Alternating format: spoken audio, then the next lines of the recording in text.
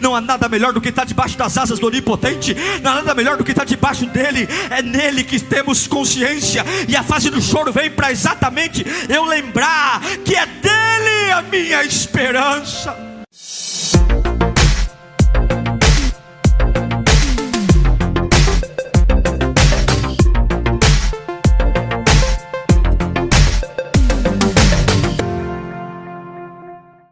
Vamos ouvir a palavra? Abra sua Bíblia no livro de 1 Crônicas, capítulo 7, versículo 20 e 22. 1 Crônicas, capítulo 7, versículo 20 e 22.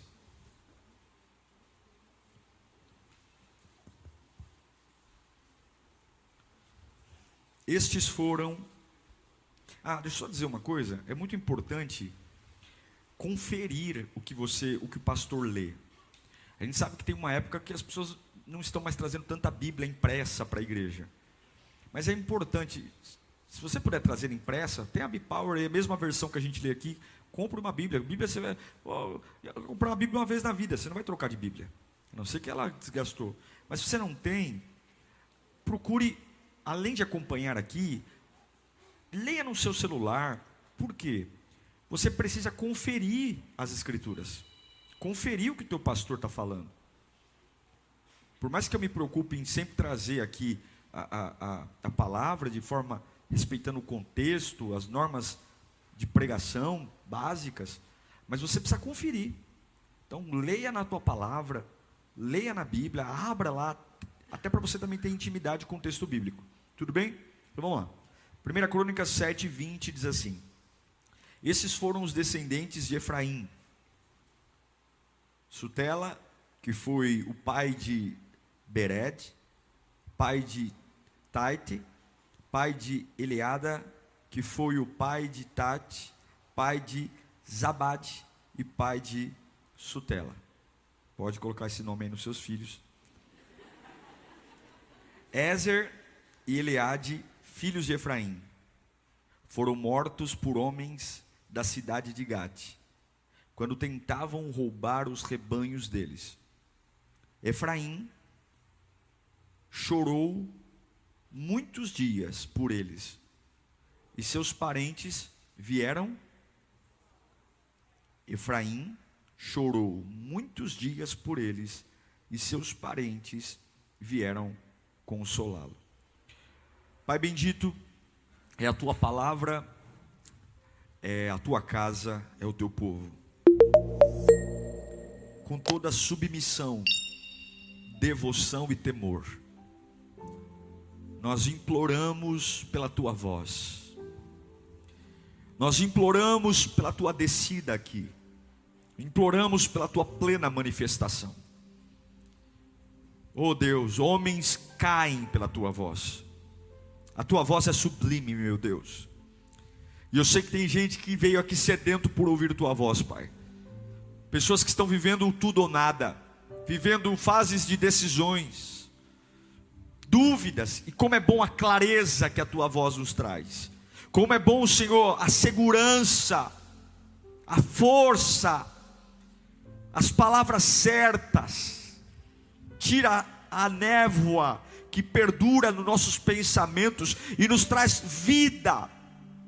E é a vida que o Senhor prometeu, vida em abundância. Fala conosco, Senhor, em nome de Jesus, amém. Na sexta-feira eu estava lendo esse texto, e eu amo a Bíblia porque algumas coisas nos chamam a atenção de um jeito que em outra leitura não chamou. Já tinha estudado sobre a vida de Efraim algumas vezes, mas eu nunca tinha parado para ler esse texto com cuidado, que li desta vez. Efraim foi um homem muito importante na história da construção da nação de Israel. Efraim foi um homem que nasceu num tempo de glória, filho de José, o segundo filho de José, que você conhece muito bem, filho de Jacó, que foi vendido como escravo pelos irmãos e se tornou o governador do Egito. Efraim nasceu num tempo de prosperidade, num tempo de bênçãos. Efraim foi tão honrado que ele e seu irmão Manassés deram nome a 2 das 12 tribos de Israel. O avô Jacó, antes de morrer, cada filho de Jacó teve direito a uma tribo. Os de José não, cada um levou uma. E Efraim foi tão abençoado que quando José, já na velhice de Jacó, levou os 2 filhos para o avô abençoar, ele colocou Manassés do lado direito e Efraim do lado esquerdo, para que fosse abençoado. Mas Jacó levou a mão direita, que era a mão da bênção, para o lado esquerdo, para abençoar Efraim. Era costume que o filho mais velho fosse abençoado. O mais velho era Manassés. Mas Jacó preferiu abençoar Efraim. Efraim foi um homem tão especial, que é da descendência dele que veio um homem que você conhece, Josué. Já ouviu falar de Josué? O sucessor de Moisés, o homem que deu as 14 voltas em volta de Jericó. Foram 7 dias, e no 7º dia 7 voltas. Foi da descendência da tribo de Efraim que vieram personagens tão importantes. A juíza Débora, por exemplo, que nós conhecemos. O primeiro rei, depois que se separou Israel de Judá, Jeroboão, veio da descendência de Efraim. E a grande metáfora, ou seja, a grande alusão dessa divisão entre Israel e Judá foi a tribo de Efraim. Ela foi uma tribo, uma das mais importantes. Mas esse texto mostra que mesmo um homem que nasceu em glória, o nome Efraim significa, quando José o batizou, né? E a gente vai ver o batismo de Efraim em Gênesis capítulo, deixa eu olhar, achar aqui, eu anotei aqui, deixa eu ver onde é que está. Gênesis 41, versículo 52. Ao segundo filho, José chamou de, qual é o nome dele? Efraim. E o que significa? Deus me fez prosperar na terra onde tenho, que nome, hein? Você é porção dobrada. Porque a terra que humilhou o pai de Efraim, que foi o Egito, agora Deus o colocou. Mas o que me chamou nesse texto a atenção não foi nada disso. Não foi a glória de Efraim que a gente conhece. Foi que houve um capítulo da vida dele que ele perdeu 2 filhos. E o meu texto bíblico e o seu diz que ele chorou muito. E pelo fato de ter chorado, ele foi consolado pela família, consolado por amigos. Meus irmãos, Efraim nasceu para ser um símbolo de prosperidade. Efraim nasceu para ser chefe de uma tribo relevante. Efraim nasceu com um propósito para expandir o reino de Deus. Mas isso não impediu uma estação de choro. Isso não impediu uma fase de perda. E eu fiquei perguntando a Deus, porque é uma palavra que aparentemente é básica o que eu estou pregando aqui. Mas existem pessoas aqui que precisam entender o que Deus está falando. O propósito sempre será maior que a fase atual. Você tem que colocar uma coisa na sua cabeça com todas as suas forças. O propósito sempre é mais poderoso que a fase atual. Sempre o propósito é mais poderoso que a fase atual. Eu vou dizer para você de novo. O propósito sempre é mais poderoso que a fase atual. Quando você olha para um homem da envergadura de Efraim, camarada filho de José, neto de Jacó, bisneto de Isaac, olha a descendência desse camarada. Mas existia um período de luto, um período de perder 2 filhos, ao ponto de que um homem que foi muito abençoado teve que depender do consolo de familiares para se erguer. É o que a Bíblia diz. Agora, se Deus relata isso na Bíblia, Se na Bíblia existe essa passagem, essa menção, é porque eu e você precisamos entender que por mais que Deus tenha feito um futuro maravilhoso para nós, existirão fases de luto. A minha Bíblia diz em Eclesiastes capítulo 3, que existe sim o tempo do choro. E ele não é um improviso, ele não é um acaso, ele não é uma tragédia. Existe um tempo na vida de todo mundo, que é o tempo de chorar, e está certo, tem que existir. Tem o tempo de chorar. Isso para nós pode parecer algo terrível de dizer, porque o choro é algo que saiu da minha mão. Eu perdi o controle, eu não vi todas as possibilidades, eu errei, eu fracassei, eu não consegui.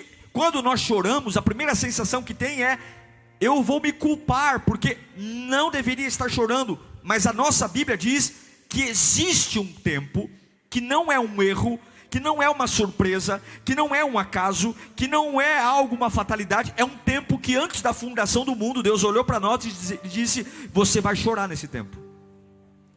Você vai chorar. Não é o diabo, não é Satanás, não é macumba, não é inveja.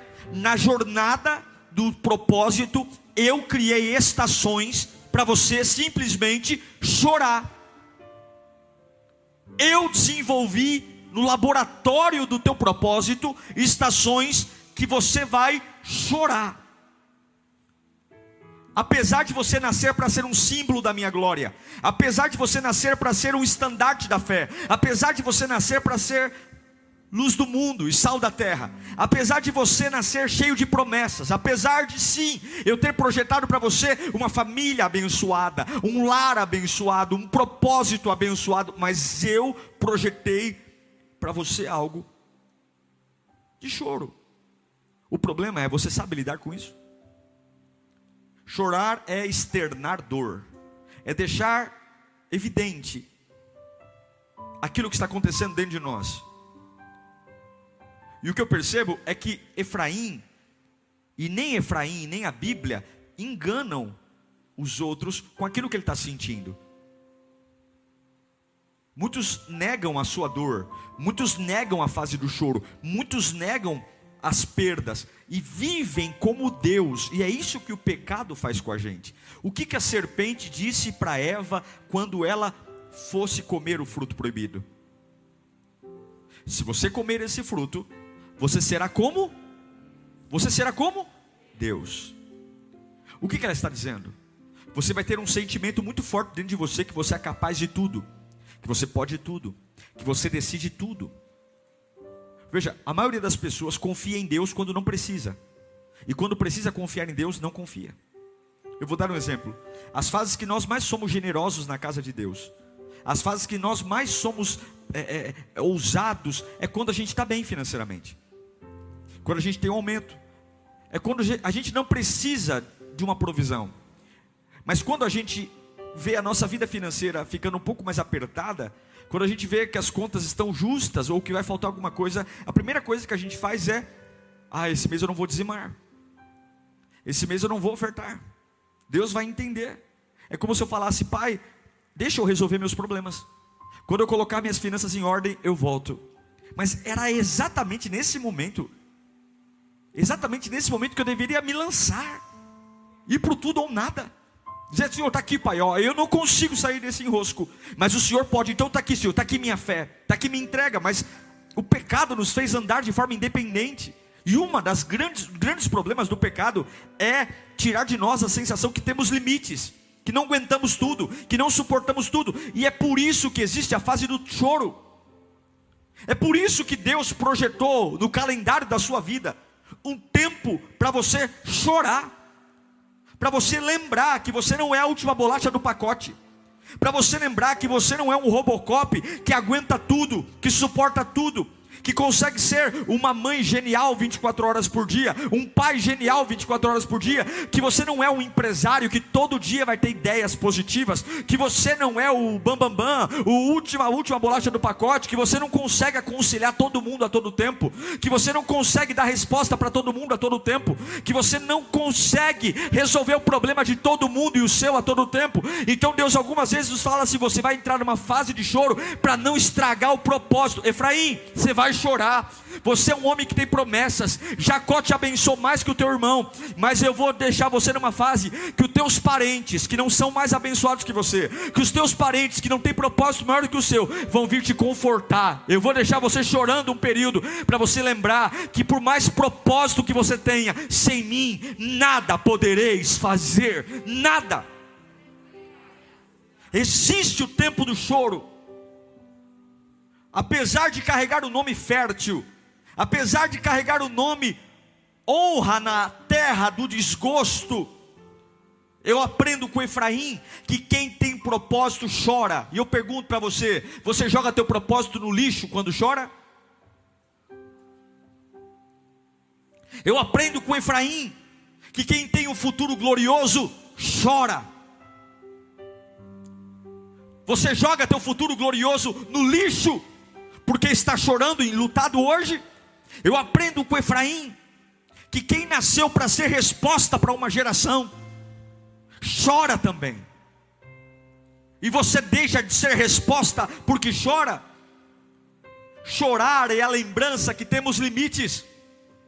Deus permite fases de choro que não são intervenções do diabo, que não são erros, simplesmente para eu cair na real e lembrar: eu tenho limites. Eu vivo como um Deus, mas eu não sou Deus. O choro nos lembra quem Deus é. E ao longo da história da humanidade, todos os homens usados por Deus, mulheres usadas por Deus, choraram, irmãos. O próprio Cristo chorou. Porque não é um desabafo, não é uma agonia. O choro é o reconhecimento perante Deus da nossa limitação e da nossa impotência. Quando Efraim está diante do caixão dos seus 2 filhos, ele é lembrado que por mais unção que ele tenha, por mais futuro glorioso que ele tenha, por mais que Deus vai usá-lo, por mais que o nome dele vai ecoar milhares de anos depois, quem decide sobre a vida e a morte é Deus. Quem é o começo e o fim é Deus. Quem é o alfa e o ômega. E algumas vezes Deus nos põe para chorar, só para lembrar que é Ele que manda. Só para lembrar que por mais que eu tenha perdido o controle, Ele não perdeu o controle. Algumas vezes Deus nos põe para chorar, porque a nossa histeria está matando a nossa fé. Algumas vezes Deus nos põe para chorar, porque a arrogância está destruindo a nossa adoração. Algumas vezes Deus nos põe para chorar, porque o orgulho está matando a nossa devoção e a nossa humildade. Algumas vezes Deus não está desistindo da gente, mas Ele está nos lembrando. O choro faz parte da vida, mas o choro tem hora para começar e hora para terminar. O salmista diz no Salmo 30, verso 5, que o choro, você conhece de cor e salteado esse texto, o choro pode durar uma noite, pode persistir uma noite, mas a alegria vem pela manhã. O que ele quer dizer? É que o grande gerador de alegria é o choro, mas ambos têm hora para começar e para acabar. Eu acredito que o choro é necessário. Se não fosse assim, Salomão não tinha dito que há o tempo do choro. Ao tempo do choro. O choro ao tempo do lamento, ao tempo do pranto, ao tempo de sentar no sofá e se sentir o pior dos homens. Ao tempo. Nós somos seres complicados, irmãos. Nós somos um bicho ruim. Nós somos ruins. O diabo e o pecado nos tornou pessoas ruins. Não se engane, eu e você somos pessoas ruins. E o choro lembra que sem Deus nós não podemos. O choro é um pranto, é um clamor, e talvez são doenças que nos põem para chorar, abandonos, contas que não fecham, pressão. Mas o choro não é algo para ser contínuo. O choro é algo que me lembra quem eu sou, e tem que passar. O grande problema é que nós não sabemos lidar com o choro. Uma coisa é o tempo do choro, outra coisa é viver chorando. Deu para entender? Uma coisa é ter o tempo do choro, entender que tem tempos que eu vou chorar, e está tudo bem. Tem tempos que eu vou ter luto, lamento, mas eu não posso transformar isso na minha natureza, porque isso mata o propósito. Efraim enterrou 2 filhos, mas o destino dele foi Deus, não foi a dor. O destino dele não foi o choro veio, cumpriu um propósito, alinhou seu coração, e ele continuou vivendo tudo o que tinha para viver. E eu pergunto a você hoje, pergunto a você, e você responda para a sua alma, porque Deus está falando com você. Por que você está revoltado com aquilo que estou fazendo para tratar você? Por que você está triste e revoltado com aquilo que estou fazendo para lembrar que você não tem controle e domínio sobre nada?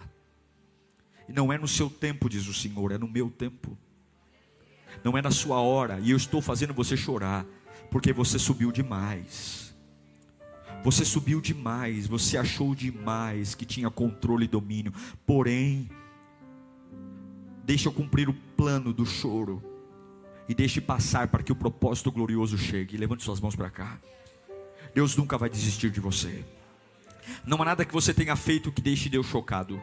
Não há nada que você tenha feito que deixe Deus a ponto de desistir de você. Deixe Deus cumprir aquilo que tem que fazer, mas não permita que essa fase fique. Não permita. Enterre os defuntos, enterre os filhos, chore o tempo certo do luto, mas após isso segue as lágrimas, e deixe que o luto provoque algo que vai fortalecer o propósito que Deus tem para a sua vida. Em nome de Jesus eu quero liberar uma palavra: você nunca será morto pela fase do choro, você nunca será destruído. Deixe que ela cumpra um propósito e avance, avance, avance. E lendo esse texto, eu fiquei pensando, por que alguns não sabem lidar com essa fase? E eu me lembrei do nosso mestre, Jesus. Ninguém é maior que Jesus. Jesus é maravilhoso. Ele conseguiu passar por tudo que a gente passa sem pecar. E eu me lembrei de João capítulo 11, versículo 32. O texto clássico do choro de Jesus. Quando, chegando ao lugar onde Jesus estava, vendo, Maria prostrou-se aos seus pés e disse: Senhor, se estivesse aqui, meu irmão não teria morrido.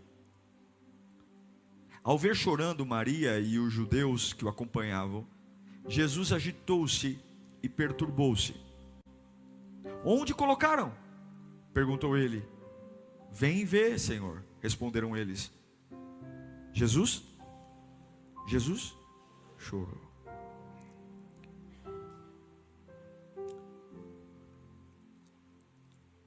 Eu já fui em velórios, eu já fui em casa de pessoas moribundas, eu já aconselhei pessoas desenganadas, e uma das coisas que eu percebi é que quem está perto de você no choro faz toda a diferença. Eu já vi pessoas que a dor dela foi aumentada por quem tentou consolar. Já viu gente inconveniente consolando? A pessoa está chorando, é assim mesmo. Lá em casa já morreu uns 5. Você vai superar. Nos primeiros dias você não vai ter vontade de levantar da cama, nos primeiros dias você vai ter vontade de se matar, mas passa, faz o seguinte, assiste Raul Gil. Tem gente que é pior, e não quer dizer que essa pessoa está fazendo na maldade, é porque é inconveniente mesmo. E aí você começa a chorar, por quê? Morreu não, porque você é um chato, porque você é um peso. Esse texto é clássico, Porque se a fase do choro, gente, presta atenção, se minha Bíblia diz que eu vou chorar, eu tenho que saber com quem eu vou chorar então.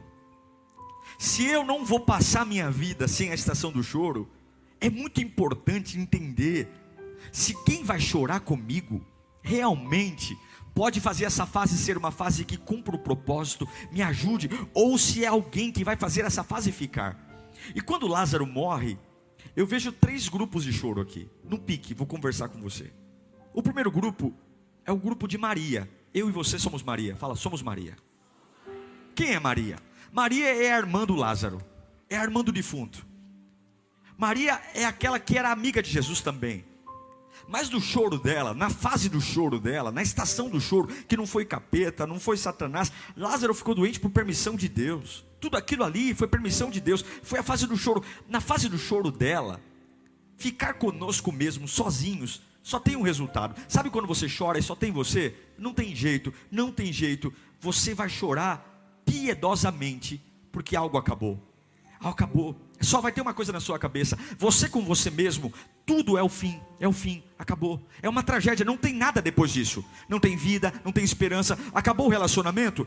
Se só tem você, só você chorando, acabou. Você não vai encontrar mais ninguém na vida. Aquele traste que te largou era a última bolacha do pacote, vai ficar pegando migalha. Acabou. Aquela empresa que te mandou embora agora. Se só tem você no choro, você e você, tudo que morre é final. Acabou, não tem nada depois dele, nem uma página.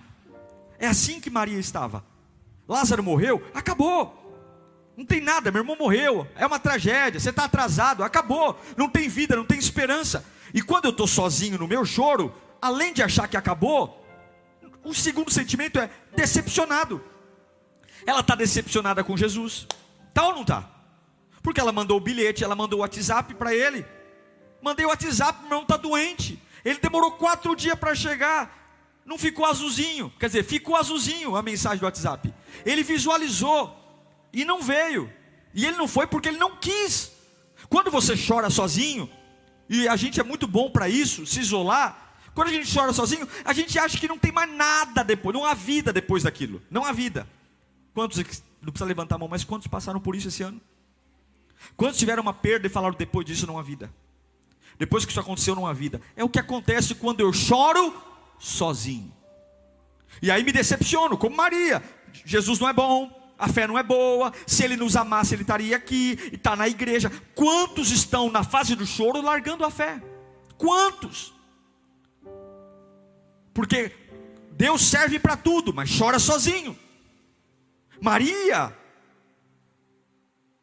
está ali sofrendo, e o que ela quer? Ela quer rompimento, ela quer separação. Ela não beijou Jesus, ela não abraçou Jesus, ela apontou o dedo para Jesus. E quantos estão apontando o dedo para Jesus? Porque estão chorando sozinhos. Se você começa sozinho, você termina sozinho. Esse é o grupo, meu grupo. O primeiro grupo é o grupo de Maria. Sou eu chorando sozinho. Qual outro grupo? Outro grupo são as pessoas, é o povo. É o povo que vem tomar um cafezinho, pegar a bolachinha de sal do velório, dizer, conta comigo, essa semana eu venho te visitar. Todo velório é assim, né? Todo mundo vai visitar todo mundo, depois ninguém visita ninguém. Eu vou passar na sua casa, eu vou te levar para viajar. Irmão, não prometa nada quando você está emocionado, é feio. Ninguém vai cumprir nada daquilo. É 1% que cumpre, mas porque a gente está emocionado, a gente fica falando, eu vou fazer, eu vou te levar, nós vamos para os Estados Unidos, nós vamos para Miami, nós vamos viajar, nós vamos para 25 de março, não, conta comigo, eu vou te visitar todo. Não vai visitar nada, a emoção é igual diarreia, vem forte e passa logo. Tudo aquilo que você está prometendo, você sabe que não vai fazer. Mas o que é o choro com o povo? É aquela pessoa que chora, mas não pode fazer nada. Chora.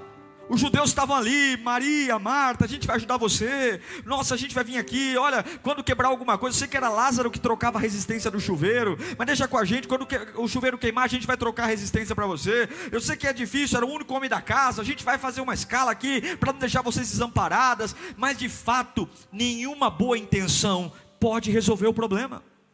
Não pode. Eles querem ajudar, mas são limitados. Irmãos, chorar com as pessoas é importante, mas a gente tem que entender que nem todo mundo pode nos ajudar. O choro de alguém que queria mudar uma situação, todos estavam lá querendo ajudar, amenizar a dor, amenizar, e eu sei que a gente luta por isso, e de verdade eu não quero menosprezar os aconselhamentos humanos. Ao contrário, quem consolou Efraim foram os familiares dele. Mas estou dizendo a você que a única capacidade de você superar e enfrentar a fase de choro não é você sendo Maria, não é você com a multidão que tem toda a boa intenção, mas não pode mudar nada, que tem toda a força de vontade para te ajudar, mas não consegue ajudar em nada. É o terceiro grupo, é o choro de Jesus. É o choro de alguém que ama, se preocupa e conhece você. Quando ele olha para Maria, ele não chora porque Lázaro está morto. Ele sabia que Lázaro ia ressuscitar. Ele chora porque ele vê a dor no coração daquelas duas mulheres. E é impossível ele olhar para o que está acontecendo dentro de mim e não se compadecer. Eu sei que tem muitos aqui dizendo: pastor, ninguém entende o que eu estou passando. Você está chorando no lugar errado. Você está chorando com a presença errada. Você está chorando no cantinho errado. Você está chorando no grupo errado. Porque a minha Bíblia registra: Jesus chorou. Ele chorou porque Maria estava chorando. Ele chorou porque Marta estava chorando. Você tem que chorar no grupo certo. Você já imaginou lágrimas rolando no rosto de Jesus? Meu irmão, isso é lindo. Ele é o dono de tudo. Ele é Deus. Ele tem todo o domínio. Ele tem todo o poder. Ele faz tudo. Ele é poderoso. Com a sua voz, Ele traz existência que não existe. Ele fecha o que ninguém pode abrir. Ele abre o que ninguém pode fechar. Mas Ele olha para você e Ele chora. E Ele chora. Porque é isso que Jesus é diferente de todos os outros. Ele sente o que você sente. O grupo de Jesus reconhece o nosso interior. O choro, que não só sente o que eu sinto, se preocupa comigo, chora o que eu estou chorando, mas principalmente resolve. Diga comigo, resolve. O que ele diz? Tira a pedra. Lázaro, vem para fora. O que eu quero dizer a você para nós orarmos é que você pode ter todo o dinheiro do mundo, você pode ser a pessoa mais bem sucedida, você pode falar: pastor, eu sou muito cuidadoso na minha vida, eu sou reservado, eu sou uma pessoa, pastor, não tem como fugir. A Bíblia nos garante: há um tempo do choro, há um tempo de perda, e é necessário para lembrar que nós somos o cocô do cavalo do bandido, para lembrar que a gente não é o que a gente acha que é, para lembrar que a gente depende de Deus. Vai chorar, e não é que Deus está nos punindo, Deus está nos tratando. O problema é que toda a estação precisa vir, cumprir um propósito e ir embora. E eu quero perguntar a você: você está preparado para chorar? Não tema o choro se você escolher o grupo onde vai chorar.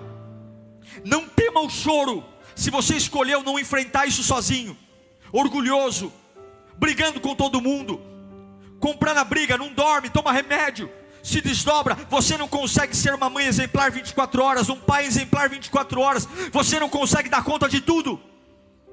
E eu sei que tem gente aqui que está quebrado porque achou que dava conta de tudo e não dá. Você não aguenta ser resposta para o mundo todo. Quem é resposta para o mundo é Jesus. Você não aguenta aconselhar todo mundo. Tem hora que o balde esvazia. Você não consegue pensar em tudo. Eu dou conta, eu me orgulho, porque é filho, é marido, é esposa, é conta. Você não consegue. E tem hora que Deus vai olhar para você e dizer: eu vou te pôr no cantinho do choro, para você lembrar que você não pode ter essa audácia de acordar pela manhã e dizer: eu consigo, eu posso, eu aguento, eu estou jovem ainda. Você depende de mim, você precisa de mim. Você não é indestrutível, eu sou indestrutível. Você não é onipotente, eu sou onipotente. Você é um vaso de barro, e o único valor do vaso não é o barro, não é ele, é o que está dentro do vaso. O valor do vaso é o que o vaso carrega. O vaso vazio não tem valor algum. Qual é o grupo? É o grupo sozinho? É o grupo da multidão? É desesperadamente correr atrás de palavras vazias, de boas intenções? É rapidamente correr atrás de pessoas que querem me ajudar, mas não podem, que querem me consolar, mas não podem, que querem fazer tudo por mim, mas não podem? Ou eu quero me lançar a Jesus? Eu não sei quantos estão enfrentando a fase do choro aqui, mas essa fase Deus manda dizer a você: está no calendário, está no calendário, está no calendário. E por que você não está chorando com Ele hoje? Ele conhece você, Ele sabe como tirar a pedra. Levanta a sua mão para cá. Não tenha medo. Nenhuma fase atual vai mudar o propósito que Deus tem para você. De você, Efraim, você perdeu 2 filhos, mas do seu próximo filho virá Josué, virá Jeroboão, virá Débora. Nenhuma fase atual, nenhuma fase de choro vai invalidar o que Deus tem para você. Mas a pergunta é: perto de quem você está? Perto de quem? Eu queria que você fechasse os seus olhos nesse instante, curvasse a sua cabeça. Essa é uma mensagem simples, não há nada profundo aqui. É o óbvio. Eu estou pregando o óbvio aqui. Nossa, pastor, eu saí de casa para lembrar que eu tenho que ficar perto de Jesus? Sim. Você está sentado aqui para lembrar do óbvio, porque algumas vezes o que nos destrói é o básico, é não ter o básico. Está revoltado com uma fase que eu tenho que aceitar. Há tempo de choro, há tempo das coisas não darem certo. E o fato de não dar certo não significa que o seu futuro será afetado. Deus tem planos. Você é Efraim, e Jesus está chegando aqui. Jesus está vindo. Não chore sozinho, porque senão você vai dizer que a fé não vale a pena. Você vai dizer que Deus é injusto. Você vai dizer que Deus está te punindo, e não é verdade. Deus levantou as mãos de Jacó para abençoar Efraim. Deus cuidou de Efraim. O nome dele é porção dobrada na terra da vergonha.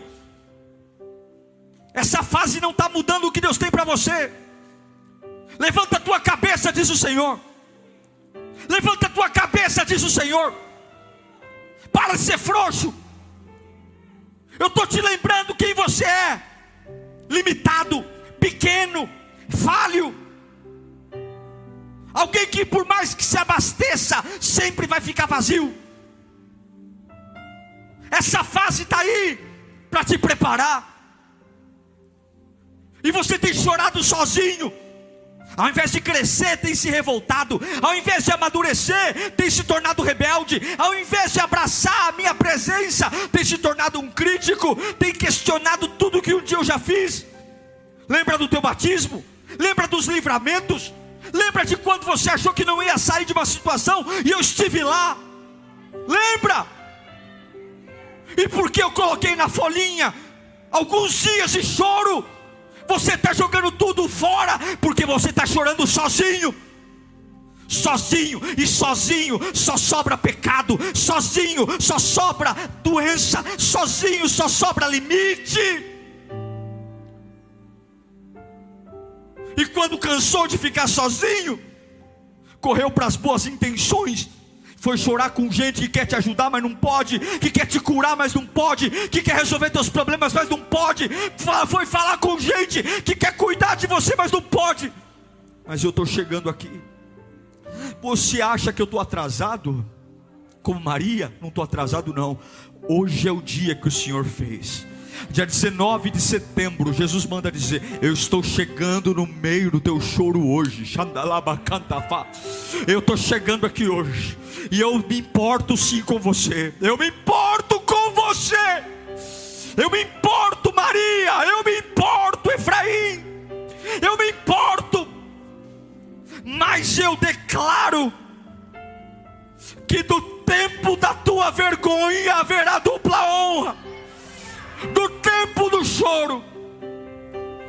Comece a convidar Jesus para estar perto de você agora.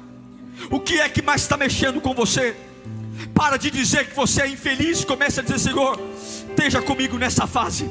Esteja comigo nessa fase, Senhor. Esteja comigo. Por favor, Jesus Cristo, chama Ele. Chama Ele. Se você está aqui revoltado, revoltada, nervoso, nervosa, eu não aceito. Para de brigar com aquilo que está te fazendo voltar para a origem. Depender de Deus. Não há nada melhor do que estar debaixo das asas do Onipotente. Não há nada melhor do que estar debaixo dEle. É nele que temos consciência. E a fase do choro vem para exatamente eu lembrar que é dEle a minha esperança. Oh, glória, glória, glória, glória, glória, glória, glória, glória, glória. Nós não conseguimos, nós não sabemos tudo, a gente não pode tudo, a gente não aguenta tudo.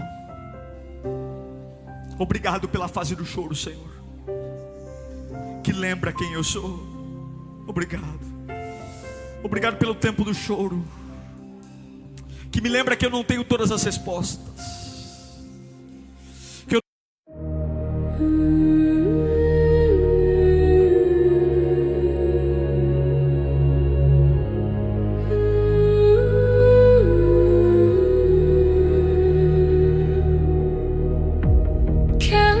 Flicker in the hollow night,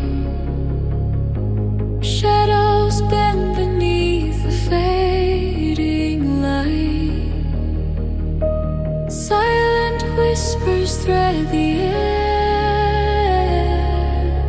a fragile love lingers there.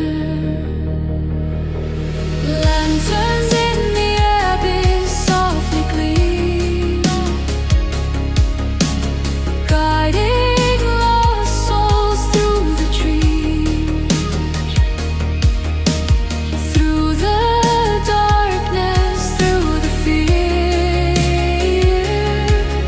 A distant light feels ever near, ever near. Echoes crawl along the stone, past forgotten, walked alone. Yet in the gloom a spark survives, the heartbeat of 1,000 lives. Fog and silence intertwine, time dissolves in threads divine. Raise your lantern, face the night, let the shadows find the light. Lanterns in the abyss softly gleam, guiding lost souls through the trees, through the darkness, through the fear. A distant light feels ever near, ever near.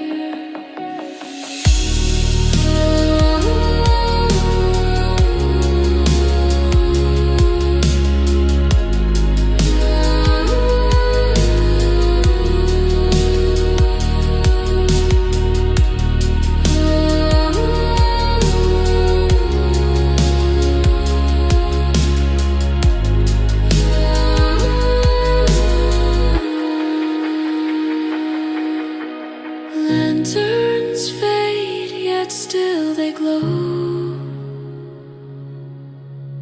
Whispers of the lost will show, even